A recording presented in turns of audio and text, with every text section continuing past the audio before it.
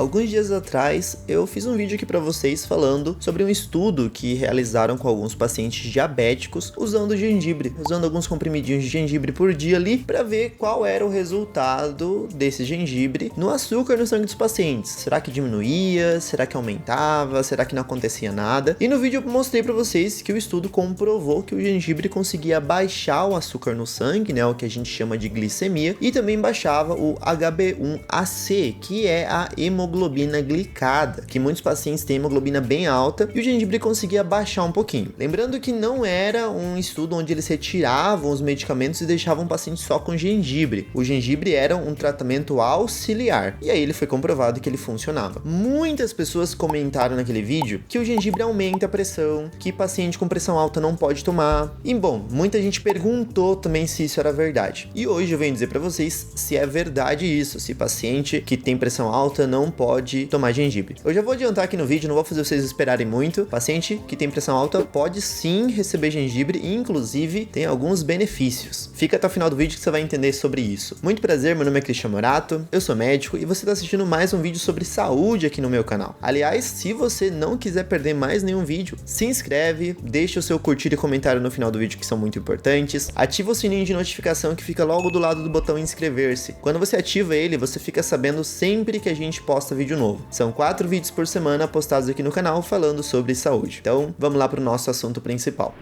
Pessoal, nesse estudo que eu tô trazendo hoje, foi comprovado que o gengibre não consegue aumentar a pressão arterial. E, inclusive, ele tem benefícios para paciente que tem pressão alta. Presta bem atenção que eu vou tentar explicar algumas coisinhas para vocês. No estudo anterior, a gente comentou sobre o uso de gengibre em algumas dosagens em pacientes diabéticos. No vídeo de hoje, foi novamente utilizado comprimido de gengibre numa dose de 399 mg. Vamos arredondar para facilitar e vamos chamar de 400 mg. Esse comprimido era tomado 3 vezes ao dia, ou seja, 400 mais 400 mais 400. Se a gente for colocar o horário do dia, era como se as pessoas estivessem tomando 7 horas da manhã, 3 horas da tarde e 11 horas da noite antes de dormir. Só que os pacientes estudados eram os pacientes diabéticos, ou seja, eles pegaram alguns pacientes com diabetes tipo 2 e começaram a dar esses comprimidos para ver qual era o resultado no sangue. Nós já sabemos que a redução da glicemia, que é o açúcar no sangue, acontece, e nós já sabemos que a hemoglobina glicada, que é também um tipo de açúcar, na verdade é a hemoglobina, uma proteína que fica açucarada dentro do sangue, ela acaba diminuindo também. No entanto, nesse estudo eles queriam estudar outras coisas que acontecem no corpo das pessoas, e eles começaram a estudar a pressão arterial, os triglicerídeos e até mesmo a função do coração, e os dados são bem interessantes. Vamos falar um por um. Nos pacientes estudados foi visto que os triglicerídeos diminuíam, e inclusive nós comentamos no vídeo passado também sobre a diminuição do colesterol, né? Eu tinha falado para vocês sobre isso aí. Então, nesse estudo foi visto que a diminuição do triglicerídeo acontece num valor muito legal, e os pacientes que têm diabetes e triglicerídeos altos podem utilizar o gengibre para tentar ajudar no tratamento. Outro dado importante que foi obtido é sobre a função do coração, e isso, pessoal, é muito interessante. Eu vou tentar explicar sobre o coração para vocês de uma forma bem facinha. Olha só, o nosso coração, ele tem um ciclo chamado ciclo cardíaco. O ciclo cardíaco, ele é composto de 2 momentos: a sístole, que é quando o coração contrai, e é nesse momento que ele bombeia o sangue para a aorta, que é o principal vaso do coração, a principal artéria, e essa artéria manda o sangue para os outros órgãos. E o segundo momento é a diástole, quando o coração ele está relaxando para receber mais sangue e depois ele poder fazer a sístole novamente. É por isso que é chamado de sístole, né? Ele relaxa, contrai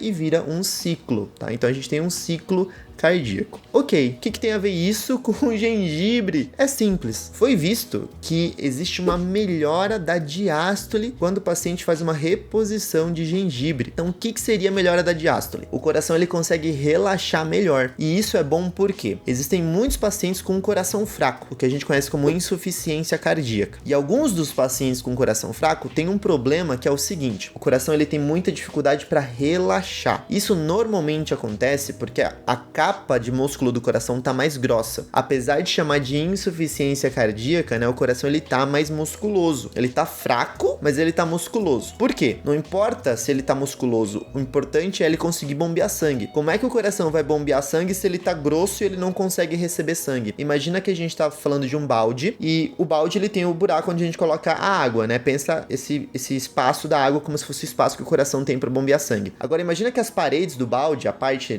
do plástico, começou a engrossar. Ficou grosso. Como é que você vai colocar a água ali dentro? Vai entrar pouca água, certo? Porque a parede ficou grossa. É a mesma coisa com o coração. Ele vai ficando com a parede grossa e não consegue mais entrar sangue. Ora, se ele não consegue mais ter sangue suficiente, ele não consegue bombear sangue. Não importa que ele tá musculoso, ele não consegue bombear sangue. Isso é o que a gente chama de miocardiopatia hipertrófica. É o nome da doença quando o coração ele começa a ficar muito espesso e tem essa dificuldade para bombear sangue. Nos pacientes que receberam gengibre, eles perceberam que existe uma melhora da diástole, ou seja, o coração ele tinha mais facilidade de relaxar, de se encher de sangue para poder bombear o sangue depois. Então, ponto positivo para o gengibre. Tá, mas e a pressão arterial? O que acontece com a pressão arterial? Pessoal, nos pacientes que receberam o gengibre, nessas doses de 400 mg 3 vezes ao dia, eles tiveram redução dos seus níveis pressóricos. Falando em termos fáceis de entender, a pressão baixou. Então, usar gengibre não aumenta a pressão arterial. Mas por que tanta gente fala que o gengibre aumenta a pressão, então? Porque muita gente comentou ali nos comentários do vídeo anterior. É simples, pessoal. Quando a gente faz algum estudo, a gente obtém dados, números, valores. E para os médicos, o que importa são esses números, esses dados, esses valores. Porque são eles que dizem, olha, isso aqui funciona, esse remédio funciona, essa planta natural funciona. Quando a gente não obtém os valores, né, o estudo fala, não funciona, não acontece isso, como no caso da pressão que não sobe, então não sobe, a pressão baixa. Então a gente tá sabendo, a gente pode dizer pro paciente a pressão, tá acontecendo isso, né, a pressão ela baixa, a pressão ela não sobe. Então, por que tem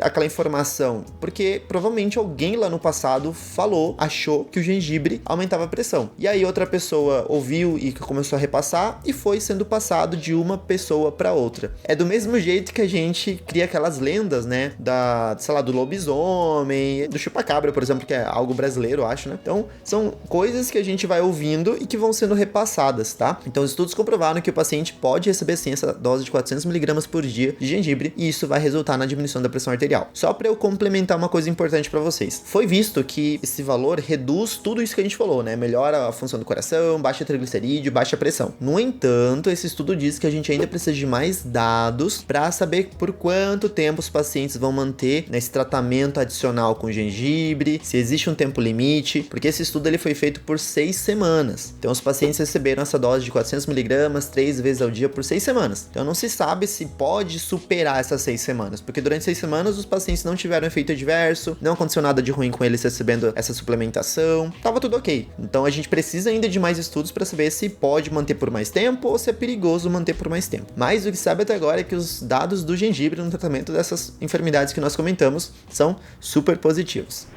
E aí, você já usou gengibre alguma vez? Seja suplementando, porque eu tinha visto alguns comentários de pacientes que falavam que estava suplementando, ou fazendo um chá. Lembrando que aqui a gente está falando de suplementação, porque vem na dose exata, né? O chá não vem numa dose muito exata. Então, é um detalhe importante pra gente comentar também. Se você gostou do vídeo, não se esquece, agora mesmo, deixa o seu curtir ali embaixo, porque desse jeito eu consigo continuar produzindo conteúdo pra vocês. Se a gente não tiver curtir, se o vídeo não for compartilhado, a gente infelizmente vai ter que parar de falar sobre esses assuntos, porque a gente precisa também manter o canal. Eu tenho um editor que eu pago o editor, então são coisas importantes. Ajudem a gente a compartilhar essas informações importantes para mais pessoas. Pessoal, olha só, dado importante. Se você quer ver mais informações sobre remédios naturais, eu vou deixar 2 recomendações de vídeos aqui para vocês. A primeira recomendação é que eu falei sobre alimentos para diabéticos. Eu comentei, na verdade, sobre frutas que os diabéticos podem comer. E no outro vídeo eu comentei para vocês também sobre alimentos inflamatórios, né? Então citei, eu acho que 10 alimentos que causam inflamação no nosso corpo, dor e várias outras complicações. Pessoal, os vídeos estão aí. Eu espero que vocês tenham gostado do vídeo. Eu vou ficando por aqui. Até mais. Conhecimento é poder. Tchau.